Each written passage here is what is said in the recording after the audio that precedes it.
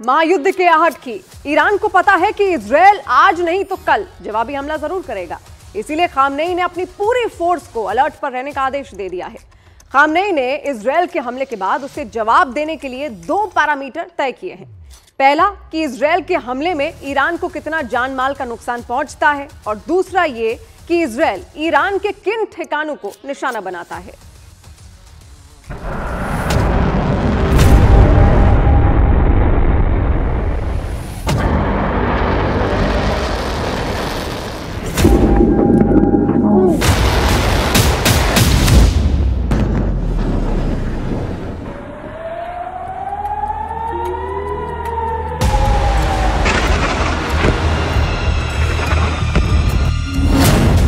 अरब की सबसे बड़ी सेना ने उठा लिया हथियार। युद्ध के अलर्ट पर ईरान के 10 लाख सैनिक। आर्टेश, सिपाह और फराजा फोर्ट ने कस ली कमर। खामनेई की 1000 मिसाइलें लॉन्च के लिए तैयार। ईरान जानता है कि इजराइल पलटवार करेगा, जरूर करेगा। खामनेई जानते हैं कि उनकी 300 बैलिस्टिक मिसाइलों के जवाब में नेतन्याहू 3000 बैलिस्टिक मिसाइलें दाग सकते हैं। दुनिया भी जानती है कि इजराइल अपने इसी तेवर के लिए जाना जाता है, इसलिए ईरान की पूरी फौज अलर्ट पर है। मसलन ईरान की army ground force, Iran air force, Iran navy और ईरान एयर डिफेंस फोर्स को 24 घंटे अलर्ट पर रहने के लिए कह दिया गया है। ईरान की सभी सेनाओं को यह अलर्ट 1 अक्टूबर को उसी वक्त जारी कर दिया गया था जब नसरल्ला की मौत का बदला लेने के लिए ईरान ने इजराइल पर 200 बैलिस्टिक मिसाइलें दाग दी थी। तब से बीते 25 दिनों में ईरान का हर दिन इजराइल के पलटवार के इंतजार और उसके बाद हमले की तैयारी में बीत रहा है। अमेरिकी अखबार न्यूयॉर्क टाइम्स ने अपनी रिपोर्ट में दावा किया कि ईरान के सर्वोच्च नेता आयतुल्लाह अली खामनेई ने सभी सेनाओं को इजराइल के खिलाफ सैन्य योजनाएं तैयार करने के लिए कह दिया है। अब की बार ईरान का हमला इस बात पर निर्भर करेगा कि इजराइल का हमला कितना बड़ा होगा, इजराइल के हमले में कितना नुकसान होगा, इजराइल के हमले में क्या क्या निशाना बनाया जाएगा। न्यूयॉर्क टाइम्स की रिपोर्ट के मुताबिक ईरान का प्लान ए ये है कि अगर इजरायली हमले में ईरान में बड़े पैमाने पर तबाही मचती है और अगर बड़ी तादाद में आम लोग मारे जाते हैं, या फिर ईरान के तेल भंडारों और परमाणु फैसिलिटी को निशाना बनाया जाता है, या फिर ईरान के आला अफसरों की हत्या की जाती है, तो ईरान भी उतनी ही ताकत से हमला करेगा।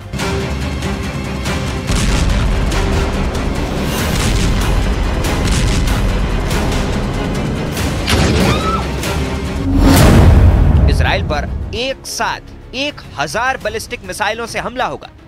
ईरानी प्रॉक्सी हमास, हिजबुल्लाह और सीरिया मिलिशिया के हमले बढ़ेंगे। फारस की खाड़ी से गुजरने वाले ऑयल कैरियर जहाजों की आवाजाही रोक दी जाएगी। वहीं अगर इजराइल का हमला ईरान के कुछ सैन्य ठिकानों, मिसाइल गोडाउन और ड्रोन गोडाउन तक सीमित रखा जाता है, तो ईरान प्लान बी को फॉलो करेगा, यानी ईरान की तरफ से शायद कोई एक्शन नहीं लिया जाए। मतलब तब ईरान इजराइल पर कोई हमला नहीं करेगा। ईरान के विदेश मंत्री अब्बास अरागची रूस में कजान में ब्रिक्स शिखर सम्मेलन के दौरान कह चुके हैं कि इजरायली हमले की स्थिति में हमारी प्रतिक्रिया का आकार अनुपातिक और गणनात्मक होगा। दरअसल खामनेई को एक खबर मिल चुकी है कि इजराइल को अमेरिका ने ईरान के तेल भंडारों और परमाणु फैसिलिटी पर हमला करने से रोक दिया है, और इजराइल भी तेल सप्लाई के वैश्विक संकट की वजह नहीं बनना चाहता। इसलिए नेतन्याहू ने भी बाइडेन की बात मान ली है। इसके बाद इजराइल ने ईरान के खिलाफ जवाबी हमले का पूरा ब्लूप्रिंट तैयार कर लिया था, लेकिन एक चूक हो गई, जिसकी वजह से इजराइल ने ईरान पर हमले का फैसला कुछ दिनों के लिए टाल दिया है। ब्रिटेन के अखबार द टाइम्स के मुताबिक हमले की प्लानिंग की डिटेल अमेरिका से लीक होने के बाद इजराइल को हमले की तारीख और रणनीति बदलनी पड़ी।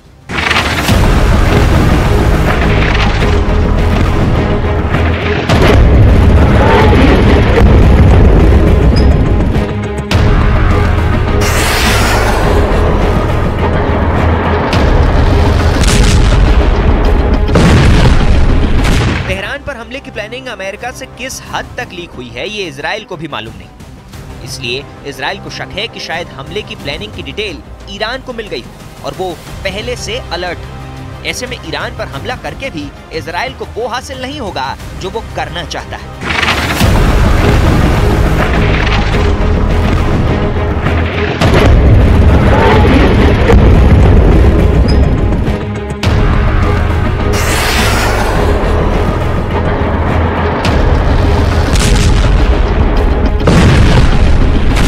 ब्रिटेन के अखबार ने दावा किया कि इजराइल के पास प्लान बी भी पहले से मौजूद है और अब वो इसी प्लान बी में मामूली फेरबदल कर इसे शुरू करने की तैयारी में है। इसमें थोड़ा वक्त लग सकता है क्योंकि इसके लिए कई तरह की ट्रेनिंग बाकी है।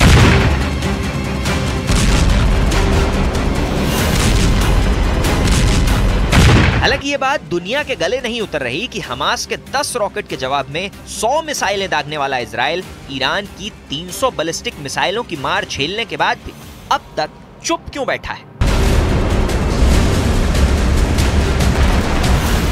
इसीलिए एक्सपर्ट मान रहे हैं कि शायद ब्रिटेन के अखबार का दावा सही हो और इजराइल के हमले की प्लानिंग लीक होने की वजह से इजराइल हमला करने में देरी कर रहा हो। लेकिन एक्सपर्ट्स इतना जरूर मान रहे हैं कि इजराइल जब भी हमला करेगा ईरान की कमर तोड़कर रख देगा।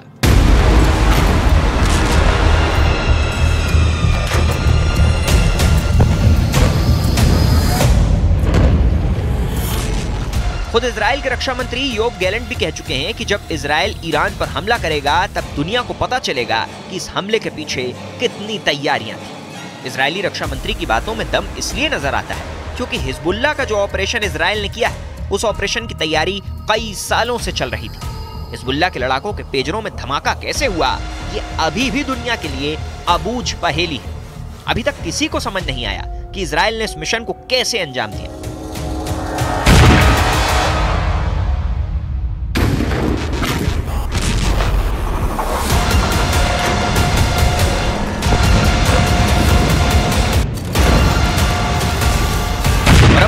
हिजबुल्लाह के टॉप के नेताओं में नसरल्लाह से लेकर सैफुद्दीन तक का सफाया हो चुका है। हमास साफ हो चुका है और हिजबुल्लाह हाफ हो चुका है।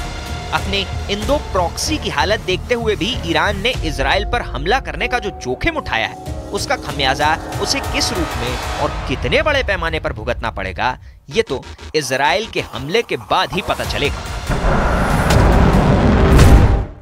गाजा में हमास का संहार जारी है। सिनवार की मौत के बाद भी इजराइल ने हमास का पीछा नहीं छोड़ा है। आईडीएफ ने गाजा में हमास के एक और कमांडर को मौत के घाट उतार दिया है।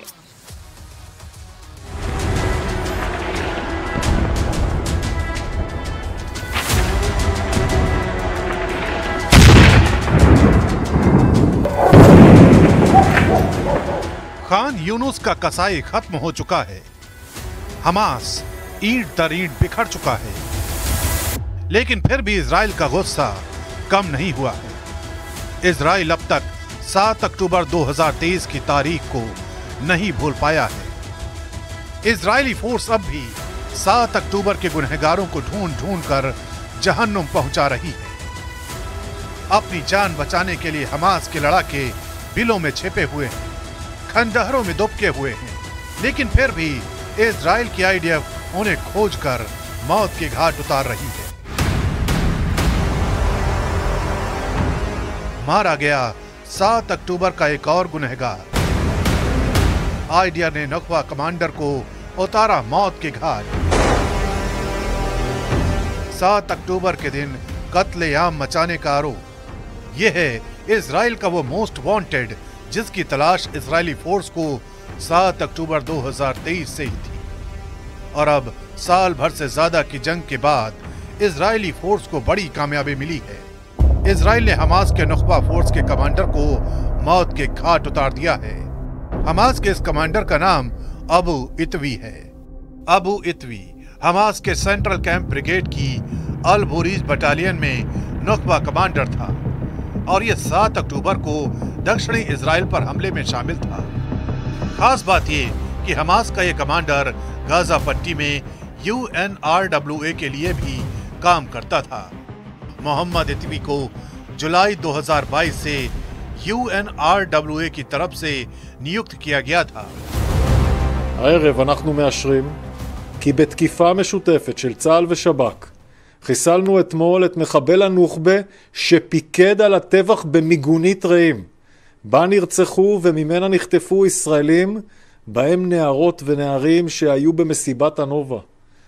באופן ציני ואכזרי הוא שימש גם כעובד אונר"א. इजराइल की सेना के गुस्से की वजह है 7 अक्टूबर 2023 की वो तारीख जब उसके नागरिकों को हमास के कमांडरों ने तड़पा तड़पा कर मार दिया था। उसी का बदला लेने के लिए गाजा पर चढ़ाई की गई और हमास के कमांडरों को मौत की नींद सुलाने के लिए एयर स्ट्राइक की गई, जिसका परिणाम ये हुआ कि आज हमास के चीफ समेत उसके टॉप कमांडर जमीन में दफन हो चुके हैं।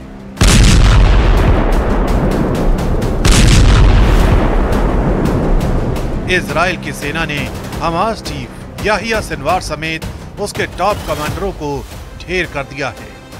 इजराइल की सेना के मुताबिक हमास के सारे कमांडर गाजा में अलग अलग जगहों पर छिपे थे। इन सब का खात्मा इजराइल की सेना ने अलग अलग हमलों में कर दिया। इसके साथ ही 31 जुलाई को इस्माइल हानिया की तेहरान यात्रा के दौरान हत्या कर दी गई, जबकि 1 अगस्त को हमास नेता मोहम्मद दईफ को मौत के घाट उतारने का दावा किया गया। मोहम्मद दईफ साल 2000 से ही इजराइल की सेना की हिट लिस्ट में था। इजराइल की सेना ने 30 सितंबर 2024 को हमास के नेता फतह शरीफ को खत्म करने का दावा किया।